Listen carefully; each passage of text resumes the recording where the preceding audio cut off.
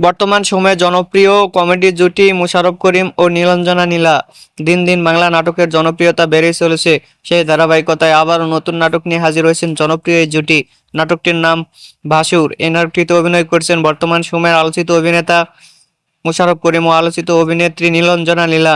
এই নাটকটি রচনা ও পরিচালনা করেন মহিন খান। নাটকটি খুব শীঘ্রই স্কাই ড্রামার ইউটিউব চ্যানেলে প্রকাশিত হবে। আপনারা দেখতে চাইলে অবশ্যই স্কাই ড্রামার ইউটিউব চ্যানেলে চোখ রাখুন এবং নিয়মিত নতুন নতুন নাটকের আপডেট পেতে হলে চ্যানেলটিকে সাবস্ক্রাইব করে রাখুন। পরবর্তী ভিডিওর জন্য অপেক্ষা করুন।